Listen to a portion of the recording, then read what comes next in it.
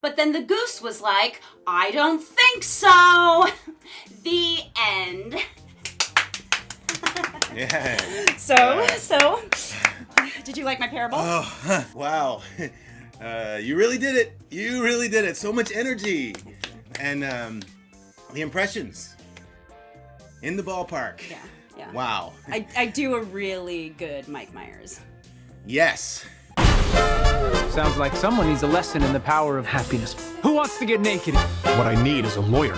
Greetings, groovy Broadway babies. Welcome to the Schmicago tribe. Hey everybody, I'm Jeff. I spent about 20 years in musical theater doing shows just like the ones they lampoon on Schmigadoon with all the love. So it's a lot of fun for me. Hi, I'm Emily. I'm a musical theater, everything, but mostly I'm a musical theater historian. Or I'm trying to be. I will be soon. This is episode 3 of our Schmigadoon Schmiganalysis. We have 2 previous episodes. Our last one, we were so lucky to have Anne Harada on. So make sure you check those out and that you're subscribed so that you can keep track of every single Schmiganalysis. In this episode, we're really lucky to have a lot of special guests. Well, sort of. So this week, Jeff and I were really lucky because we were invited to go to the Schmigadoon Season 2 premiere in Hollywood.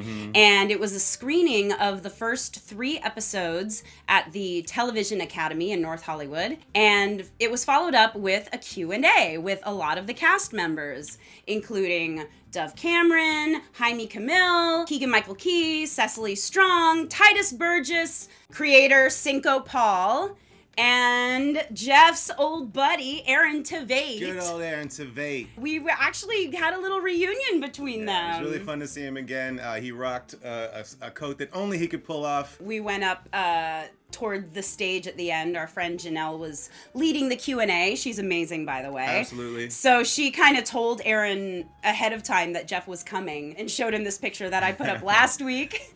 And so, they were chatting. Aaron asked to get a picture of the two of them on his phone. He was kind of talking with Jeff and, you know, kind of the people looking to take pictures were like, excuse me, can I get my picture? Yeah, but they were just talking like old castmates. Yeah, I remember back in the day he wasn't as big a star, but now, people line up and they're just, they don't even know what to say. They're just like, picture. Camera, please. Yeah. But, I forgot the other huge person who was there, Jane Krakowski. Oh my God. I couldn't even talk to her because it was too much, but I will say she is stunning. Oh my God. She's stunning. Yeah, she's like a miracle. Like, so there were people in her face entirely after the just coming up and going, Q&A. picture. And so, like, we kind of stayed away, but eventually we had a nice little moment as she was heading out. She walked by Jeff and kind of touched his shoulders. It was, right, I just happened to see her as she was coming out, and I was like, I knew you did all that trapeze work yourself. And she's like, oh, thank you. See, I know where the bread is buttered, but she's an absolute legend. Yeah, and we'll get into her amazing number as we go through the episode, of course. We were also really lucky to meet Cinco Paul, and it was such a cool interaction because he recognized us from these videos. Oh my gosh! Like you're famous! We had a really nice conversation. He's so forthright. He took a lot of time talking to us and explaining a lot of his thought process. And he even kind of gave us a few hints about things that are coming up in future episodes. Nothing was spoiled, but I will say the big hippie musicals on Broadway, for example, in the 60s, you think Hair and Godspell. But the first kind of parody of hippies on a Broadway stage was in the musical Sweet Charity. And some of that might be popping up soon, we hear. Yeah. How dare you, young folks. A certain musical number like your performed lives. by Sammy Davis Jr. in the film version. That's all I can say because that's all I know, Well, truly. they were all talking about episode 4, and they're all like inside jokes without spoiling it for us, but it was kind of... Yeah. It was really like, well, what happened? Yeah. So it was a really, really cool event, and we got some good footage. So we'll kind of splice it through the episodes so you kind of get some insight from the cast themselves. Yeah, the food and drink was great too. Thank you, Apple It Plus. was a full-on Got that money. Hollywood gala. It was a lot of fun. And Dove was right at home. Like, she was just like, hey, Dove I'm not Cameron. in my hometown. Yes. She did an impression of Kristen Chenoweth. Oh my that God. will last forever in my mind. Yeah, she did a really good impression of Kristen Chenoweth, and Keegan-Michael Key did a really good Patrick impression Page. of Patrick Page. We'll put it in here. Is that something you worked on and developed, or has it just come naturally? I just idolized her from such a young age. I mean, talk about an icon, right? Kristen Chenoweth. She's got such a specific, Dubby. Dubby. I've been thinking about you, baby. Amazing. That is really good. Oh my God, that's Probably good. all like. The best part about Patrick is that he would come into the trailer with his dog, his little dog Georgie, and it was so funny that we would sit. He goes, Georgie, do you need to go poopy?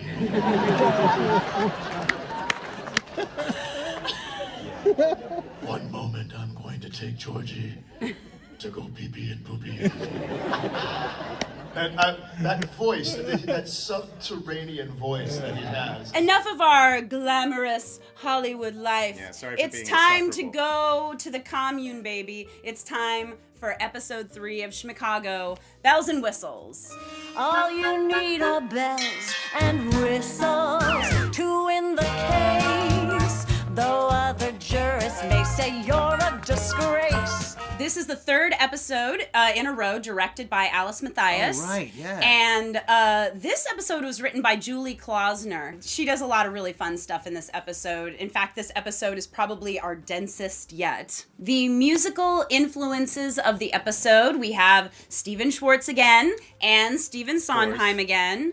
Mm-hmm. We also get a chorus line reference, so Hamlish and Cleban. And we finally get Andrew Lloyd Webber and Tim Rice. Yes, you knew it was coming. And the musicals that are referenced, of course, Godspell, Sweeney Todd, A Chorus Line, and Jesus Christ Superstar. So immediately from the beginning of the episode, we see these wanted posters of Josh going up. The wanted posters are going up all around town and going up in front of storefronts. And every single storefront is a reference, of course. Single Paul would do nothing less. The very first one we see is Sondheim. Boom. We also get Stephen Schwartz, Ebb Apothecary. Boom. As in Candor and Ebb. But my favorite one, let me show you this shot right here. There's a lot going on in this one shot. First of all, we are on McDermott Lane, and McDermott refers to Galt McDermott, the guy who wrote the score to Hair. Yes. He was not a hippie. The guys who wrote the book and lyrics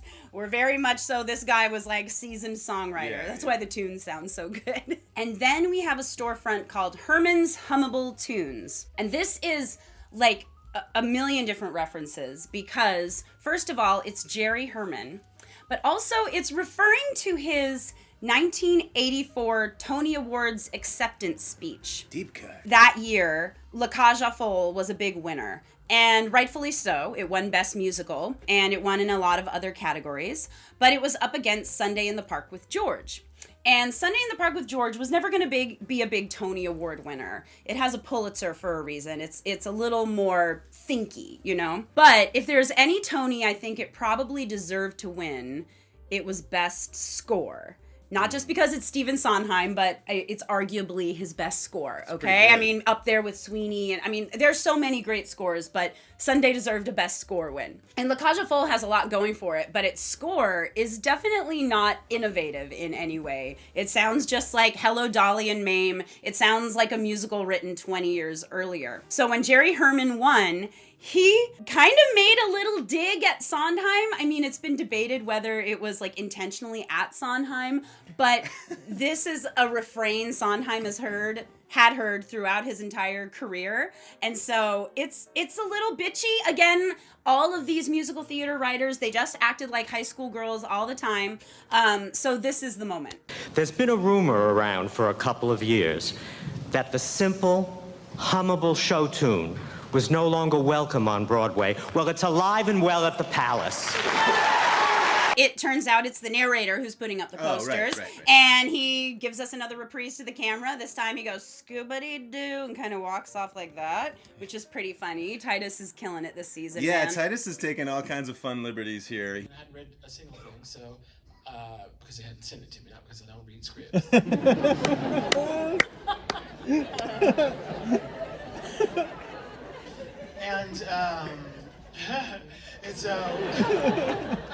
And so when Cinco offered me the role, I jumped at the chance because, you know, Ben Vereen, you guys, is a legend. Helped shape, you know, what I thought theater could look like for a little brown boy.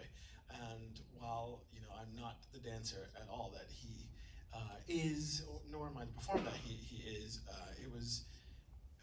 it didn't go lost on me that I had an opportunity to say thank you for creating a space for people who look like me. So thank you, Cinco, for making that possible. Melissa shows up at Bobby's office and she's got a whole new look.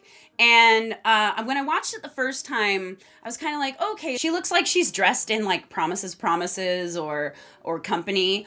But at the Q&A, Cinco Paul said that she's supposed to be dressed like Barbara Streisand in Funny Girl, which is a 60s musical. It's in the right time frame. I love this line. My parents were cold birthday check writers. Yeah, Bobby says that to Mel because she can't like console her. She doesn't know how to like make her feel better. Yeah, I mean, she goes here, there, I mean, and she says, I'm sorry, my parents were cold birthday check writers. Is that a reference to something? I'm not sure, or is it just a funny line? It might be just a funny line. I really like it. This is Jane Krakowski in her wheelhouse too. So we get to Josh. Josh awakens to this lovely tribe that he is now a part of in a junkyard. He awakens in a commune, and the first words he hears are "Good morning, Josh Shine," which is a reference to "Good Morning, Starshine" from Hair. And all the hippies are there waking him up.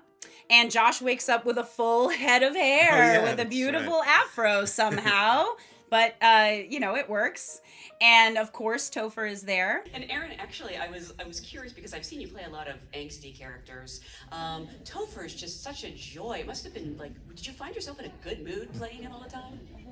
I did, yeah. You know, it's like as soon as I put the wig on, in the first day that they, you know, first day they said they were going to give me a Victor Garber Godspell wig, and I was like, oh, okay, fun.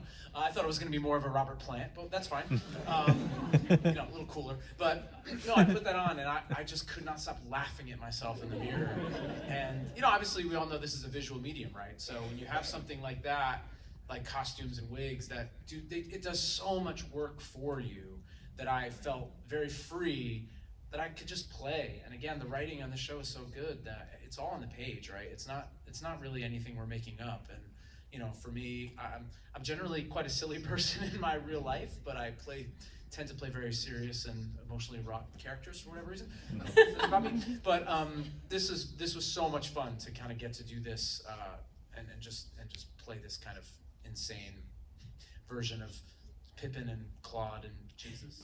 All of the hippies are very much dressed like they're in Godspell. Yeah. The hippie Michael even has something that looks almost like a marching band jacket or vest, which is very Godspell. It's a little more like whimsical and floofy than kind of the earthiness of Hair, in my opinion. So and they're in like a junkyard and kind of with like fences and looks like a park. So we're getting very Godspell vibes here. And Topher says this is just a celebration of being alive and being together, which also could be a reference to your boy Sondheim for being alive. Celebration of being alive. I don't know. Like it could be, it could not. I don't know. But you know, it's Company. There's a song in Company called Being Alive. So which brings us to the song Everyone's Gotta Get Naked, which I don't see how you could have resisted this if you're in the Hair ballpark. That's sort of kind of where everyone goes when they hear that this show is going up. Ooh, are they gonna get naked? Are they gonna get naked? Everyone's Gotta Get Naked is pretty much a parody of Light of the World from Godspell, I think. That's what it sounds the most like. Let's have some wine. Yeah, there's even those little spoken, and you do too, which sounds like the let's have some wine lines. Let's have some wine! They started off with another Good Morning Starshine reference from Hair. They're singing some nonsense words. The chorus of Good Morning Starshine is glitty glop gloopy nibby nabby noopy la la la la. It's all just gibberish. So they start singing like flooby dooby walla whatever. But then they start naming the characters in Greece who have stupid nonsense names. Yeah, like all of so them. they go Rizzo Cha-Cha Duty. And then while they're doing it, they go Rizzo Cha-Cha Duty. So a little hand jive action. The easiest dance in the world. And then more nonsense words. And then they segue to Zuko and Kaniki. And then they do Zuko and Kaniki. So that's some John Travolta there with the hair and with the disco arms. So there you go. Good Chris Gattelli choreography cuts. There's a lot of them in this episode. They do say pay tribute to the tribulation, which I think is just a nice little reference to season 1. That was Kristen Chenoweth's big song. That was a parody of You Got Trouble from The Music Man. Tribulation and strife. So any chance to get tribulation in there, I think it's is a good lyric too. A big thing about hair is at the end of Act 1, after the be-in, during the song Where Do I Go, there is the option for your cast to get naked. We both did hair. I did hair in 2009 when I was 26.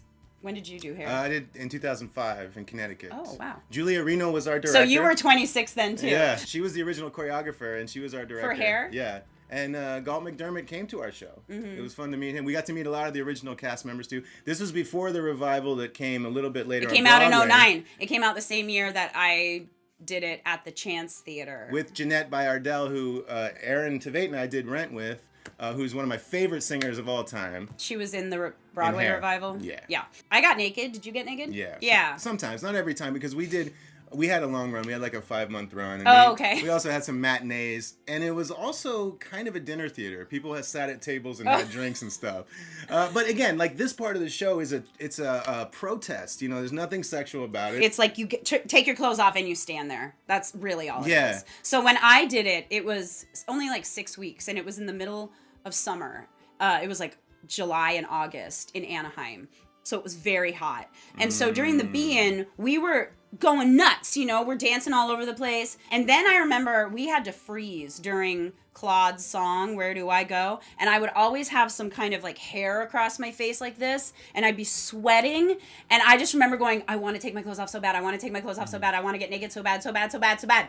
Because it was so hot. Wow. And so then when you do, it was like, oh. Yeah. God, And that's it was perfect. like, That's the perfect situation. and I just remember, it was just the most clinical thing. We would all get off the stage and just, like, none of us ever saw each other. Yeah. But they do things with the lighting, and there's different ways that they can do Oh, yeah. But the thing that happened was with our audience is that they would shine LED lights into the audience at the end right when we got naked, so that it really kind of looked like silhouettes of people.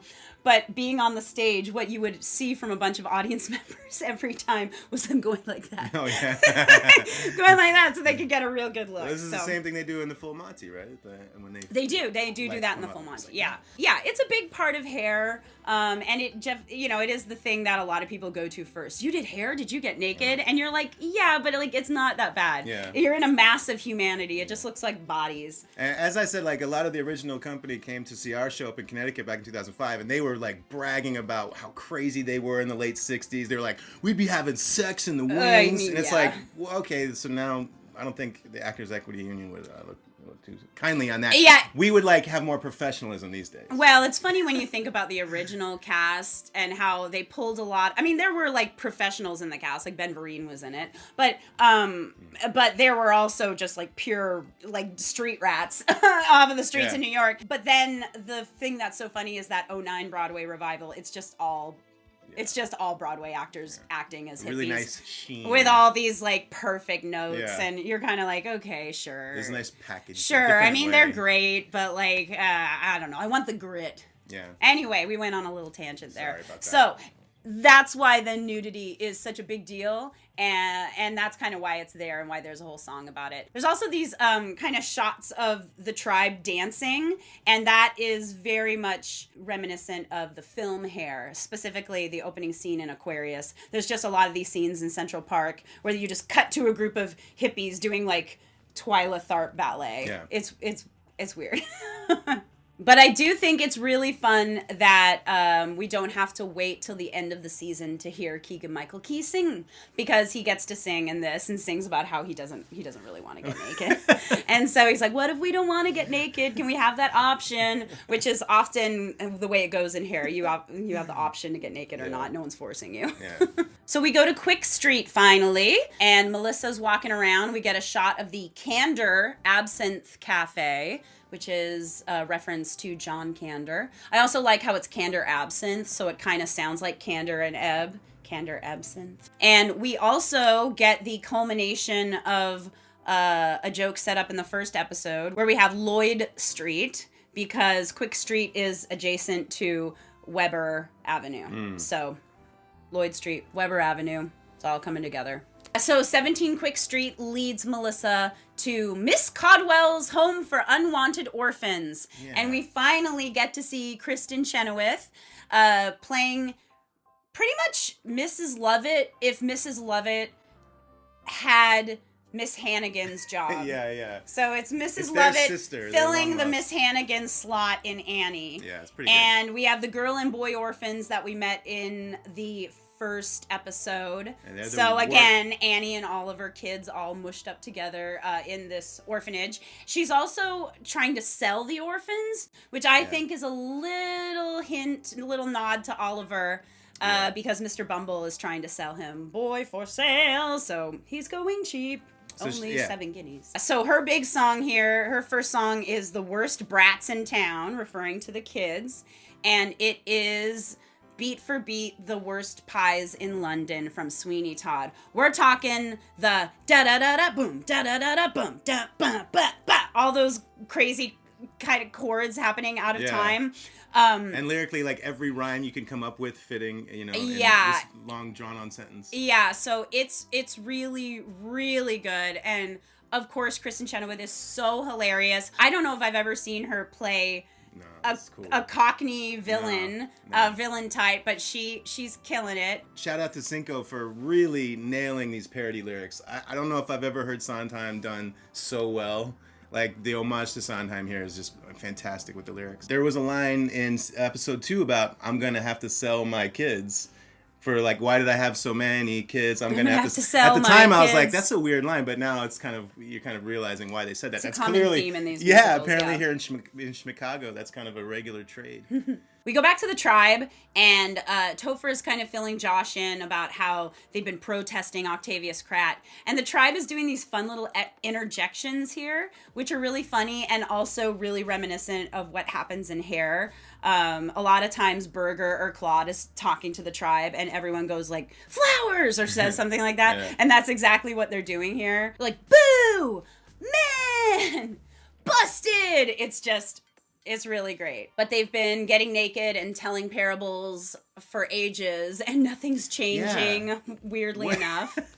And what's so funny is that we learned at the Q&A that Cinco Paul told Julie Klausner to watch Godspell because he loves it so much. And she came back and said that was the stupidest thing I've ever seen. Yeah. So this episode is specifically, especially this moment, this lamb without a flock parable we're about to get into, is Julie Klausner, the writer, really sticking it to Godspell. Yeah, and if you've ever done Godspell, you kind of create the world of the show while you're rehearsing this. A lot of things are not set. So a lot of times people throw pop culture references in. Like when I did Godspell in 2002, there was this whole bit on, you are the weakest link, goodbye. All this kind of stuff like that. Whatever's happening in the pop culture, the zeitgeist. Okay, so they do the lamb without a flock, and it's full of little references. They do like, top of the world, Ma, and this could be the beginning of a beautiful friendship. And Josh is like, oh, I want to kill myself. This is so bad. And then, of course, we get Josh doing the standard thing when you go to a friend's show and you're underwhelmed and you didn't have the best time, but you have to say something. You can't just bolt out of there without talking to them after the show. So what is it that you say? You just hit around the edges of how the show was. Wow, you guys really did it. All that energy. Yeah, that's pretty much all you can say when you go see a friend in a show and it wasn't very good. God, that must have taken so much work. Yeah. God, you were up there. There you were on the stage doing your thing. It's another cool. You must be proud. You must be proud. It's another cool reference that Cinco Paul sort of goes back to a few different times where it's more about the world of doing musical theater, not just the show. Yeah. Okay, so Melissa arrives at the butcher shop of Dooley Blight, Come on, so played good. by Alan Cumming. And he is our Sweeney Todd. Yeah. Right off the bat, she opens the door and it gives a terrifying squeak that's really unsettling. Yeah. And I think that is supposed to be a reference to the factory whistle at the beginning of Sweeney Todd.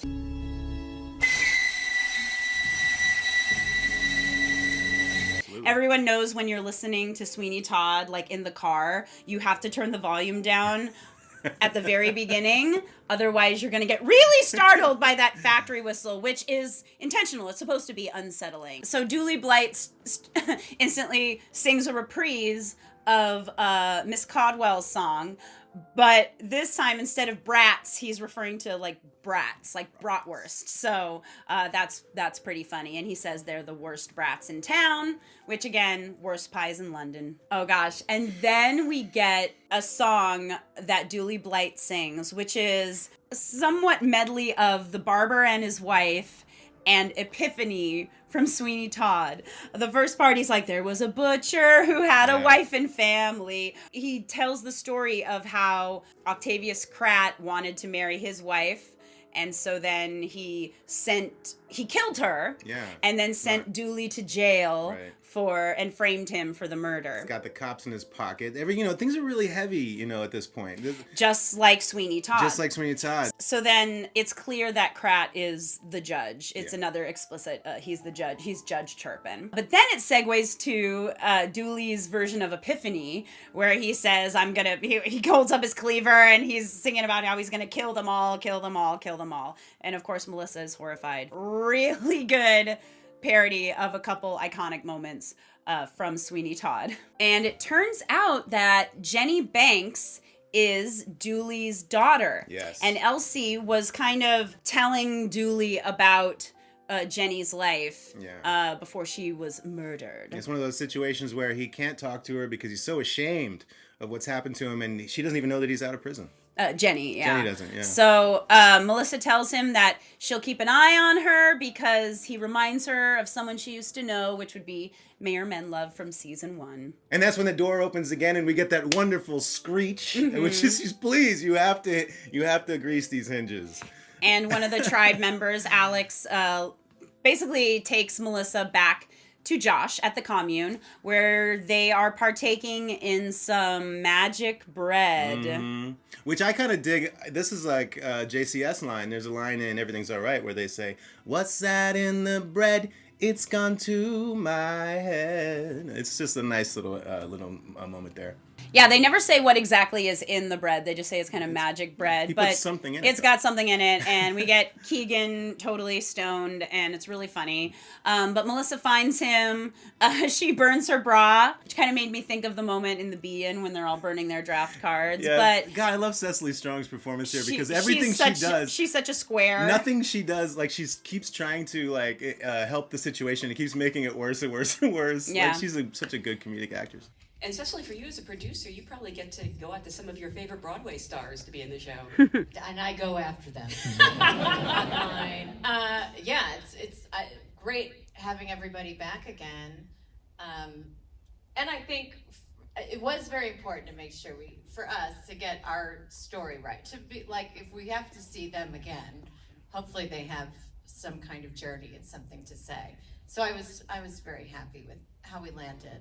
But she basically takes Josh back so that he can go stand trial for Elsie's murder. Josh also tells her that they all got naked, but it was like locker room naked, which again, that's like the perfect description of what it's like in Hair. It's locker room naked. Well, because she says, tongue in cheek, "Did I miss the orgy?" And he's like, "Well, no." Well, yes, but did, it was like locker room naked. Yeah. I think it's also really fun that we're seeing pairings that we didn't get to see last season. It's really fun to see Keegan-Michael Key and Aaron Tveit interacting, and Topher and Josh have this like big long hug at the end. They're like, love you, man, hope you find your doorway to wear. Yeah. Like, it's really fun to see them like kind of on the same page at that point. And Cinco even told a story last night about how during season 1 he was like, wow, Keegan-Michael Key and Aaron don't get many scenes together, and so he made it a point to sort of pair them off a bit in this season and give them some scenes together. Another thing that Cinco said that was super interesting is he was having ideas of who his actors could play in season 2 while they were filming season 1.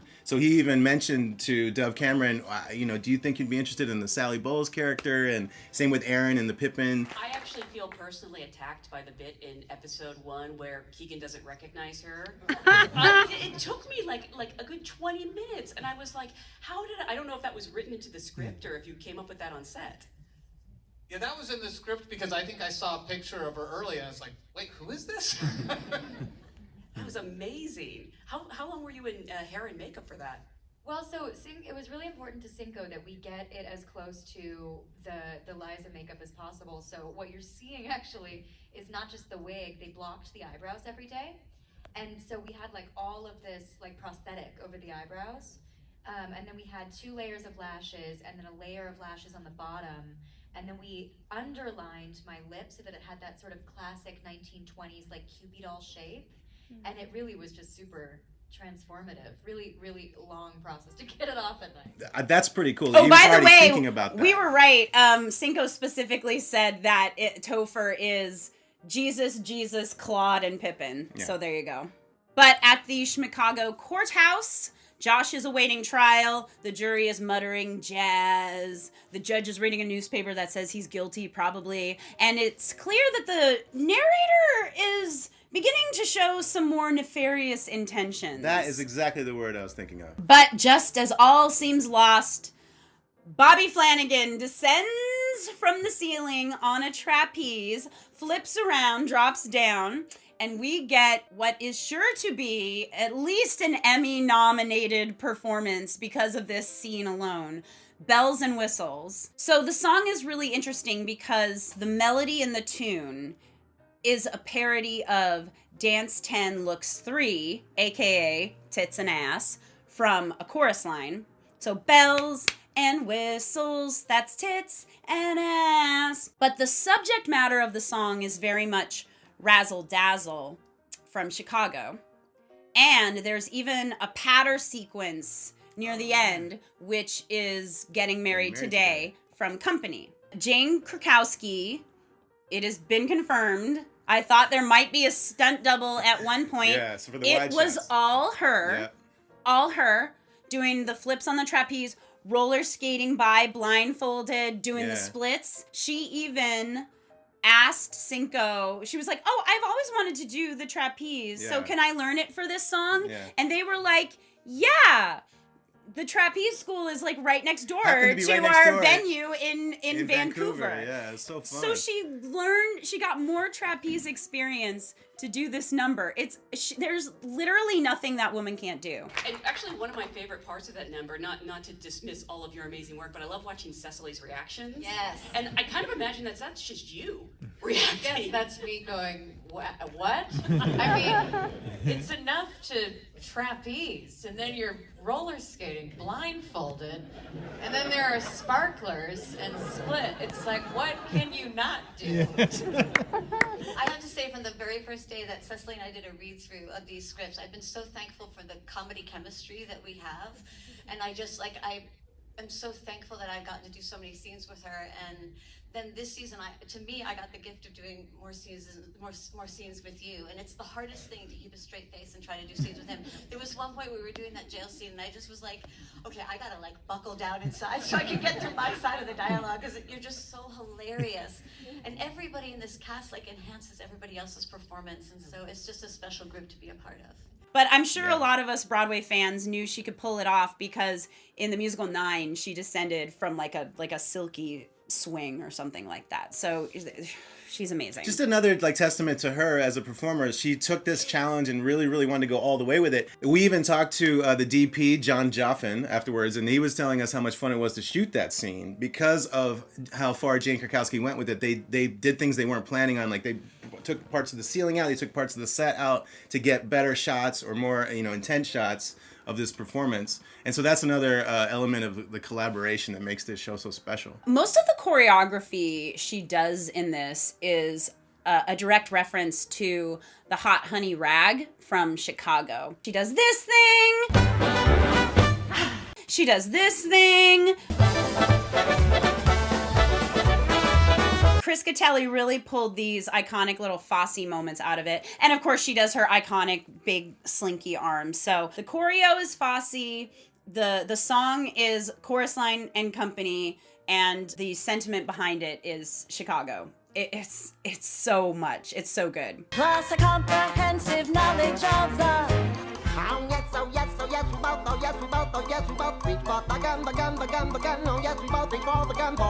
I also like after her powder moment, she does this goofy little walk, and it's so funny. Yeah, well, do you ever feel that way when you perform that song? Like, okay, I finished it. Whew! Now I'll just like walk on out of here. Getting married today? Because it's such an intense song where you can't mess up at all. No, because that's not the acting in the moment. No, of course not. But I mean, underneath, it's like, wow, I got through it. Now let me do this like happy march out of here. She does it right too. She keeps her mouth really close together, because the thing with patter that fast, like Getting Married Today, you can't be like, pardon me as everybody. You can't make your mouth big. You have to keep it close, or else you'll never get through it. So pardon me as everybody. You got to keep it close, and she does it perfectly. So she wows the jury. She wows the crowd. And that's it. And because of that, Josh is exonerated and he's set free. And he and Melissa say, oh my gosh, we've got our happy ending. Let's try to get out of here. So they book it out of the courthouse. And then the narrator glares at the camera looking pretty sneaky. And we segue to Octavius Kratt talking to a couple of his advisors. Right. And we finally get a Patrick Page villain song. I was curious, like, where were they going to pull from JCS? And I never thought of Caiaphas and Annis's songs, but that's perfect because Patrick Page is the lowest bass you'll ever hear. So the song, I don't know what it's called. It's Kratt's big song here. The tune is basically This Jesus Must Die from Jesus Christ Superstar. And he's kind of berating his advisors because he framed Josh for Elsie's murder. Apparently he killed Elsie. Yep. So we have a pattern setting in that he wants these women who don't want him back, and he kills them. Very disturbed individual. And then we get Kratt kneeling down and self-flagellating, literally, which is a very deep cut to the original cast recording of Sweeney Todd. It's rarely done in actual productions. I don't know if I've ever seen it done in an actual production, maybe once, but it's this song. It's basically a Joanna reprise, but it's subtitled Mea Culpa, and it's the judge whipping himself because he's lusting after Joanna. And it's creepy. But Sweeney Todd's a creepy show, but I think it might have been a bridge too far. Like it was unnecessary. Self-flagellation, always too creepy. But also it was kind of unnecessary. Like you didn't really need it to get the point across. Yeah. But so it's really funny when he kneels down and just starts whipping himself. It's like, oh my God, he really is Judge Turpin. Wow. And the narrator is there. So now we see that he's in with these guys. And he has Annis moment. He hands binoculars to Kratt, and Kratt looks down and sees Melissa, and he's like, ooh, wait a second. I want to get this Melissa Skinner. And he goes, I believe she goes by Gimbo. Right. Which is a wonderful send-up of this moment in Jesus Christ Superstar, these moments that they have on stage where Caiaphas is super low and Annis is super high. And for some reason, they can't have anything in between. It has to be one or the other. But it's perfectly written for Patrick Page. At the end, he sings a lyric where he's like, kill two birds with one, then flips down the octave, birds with one stone. And it's so good. He'll and birds with one stone. I mean, it's a wonderful lyric. It really works for not just for the good as anything Tim Rice ever wrote. Seriously, like even during the screening, you were like, what's the real lyric? And I'm like, oh my God, what is it? Now I couldn't get birds with one stone out of my head, but it's Jesus must die. So that was episode 3 of Schmicago. Apparently there's a lot of cool stuff in store coming up in the next few weeks. I would expect nothing less. This episode was so dense with Easter eggs. Who knows where they're gonna go next? Well, and what Ann Harada said to you last week was just wait for episode 3, and what they were all telling us last night was just wait for episode 4. You're not gonna believe it. So yeah, I'm waiting. She also mentioned that in episode 5 she has a duet with Jaime, and that it's based off of a songwriter we haven't heard yet. Oh, okay. So I don't know who it could be, but I'm very excited to find out. Maybe Jerry Herman? We haven't heard Jerry Herman yet. Thanks to our very special guests, the Q&A from the other night. Mm-hmm. It was really cool to be able to see a lot of those amazing performers in person and even talk to some of them. Yeah. And again, thank you, Cinco Paul, for watching our videos. And I love you. Yeah, and John Joffin for hanging out with us the other night, and Cinco Paul obviously giving us a lot of time just chatting, and Jane Krakowski for being amazing. Titus, everybody who was there. And of course, Aaron Tveit, your old buddy. Yeah, it was really nice to see him again. Yeah. I'm just so proud of him. So thanks, everybody. You want to go get naked? Well, hell, that's what you do. And I wonder what the price of meat, what it is. When you get it, never thought I'd live to see the day. Men think it was a treat, fighting poor animals. What a day in the street. Mrs. Money has a pie shop. Does a business, but I've noticed something weird. Like all her neighbours' cats have disappeared. I have to hand it to her, what I calls enterprise. Popping pussies into pies.